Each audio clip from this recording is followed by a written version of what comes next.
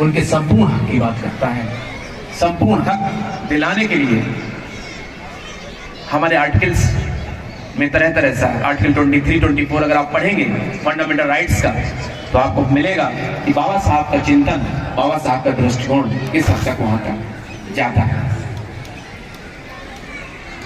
बाबा साहब के जीवन का जो अमूल्य पहलू है और जो कंक्लूजन है, जो उन्होंने कहा है कि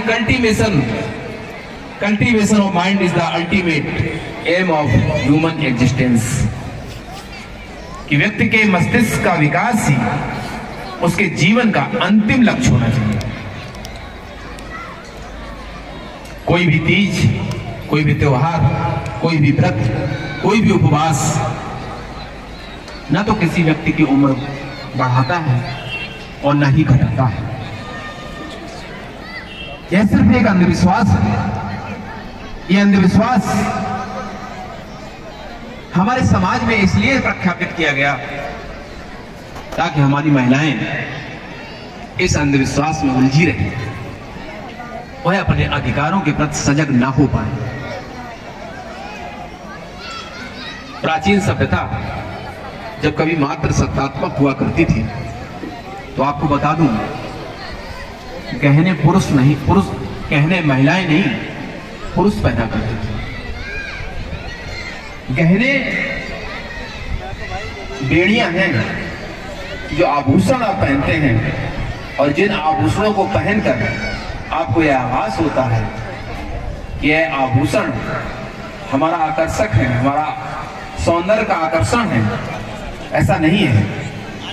ये पुरुष जाति की एक नीति है, एक छल है कि आपको अर्थात महिलाओं को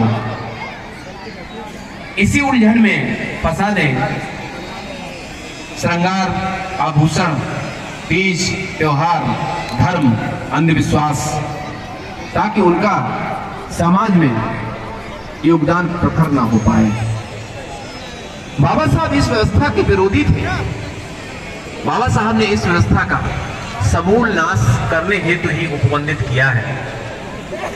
बाबा साहब का जो जीवन और दर्शन है, बुद्ध और उनका धम्म जो उन्होंने लिखा है, इसको मैं अपनी समस्त उपासिकाओं से, अपनी माताओं बहनों से, खासकर उन बच्चियों से जो आज एजुकेशन सेक्टर में पढ़ रही हैं, उनसे कहूँगा कि वह कम से कम जो अपना अध्ययन करते हैं, जो भी पढ़ाई पढ़ते हैं, आप पढ़ें, लेकिन आप कम से कम कॉन्स्टिट्यूशन ऑफ इंडिया, भारत का संविधान और बाबा साहब के द्वारा लिखित महान धम्म ग्रंथ बुद्ध और उनका धम्म जरूर पढ़ें। जब इस बुद्ध और उनके धम्म को आप पढ़ेंगे तो पाएंगे कि वास्तव में आप में एक आमूलचूल परिवर्तन होगा।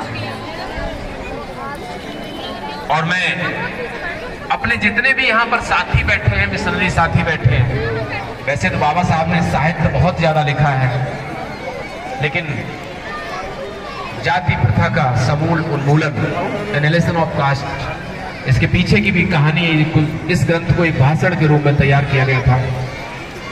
इसको भी जरूर पढ़ें, क्योंकि जब आप ग्रंथ पढ़ते हैं तो आप चिंतन करते हैं, मनन करते हैं, और उस समय आप पाते हैं कि आपकी विचारधारा परिवर्तित हो रही है। बाबा साहब ने कहा था, बहुत क्लियर कहा था, उनका एक सेंटेंस है कि अवश्य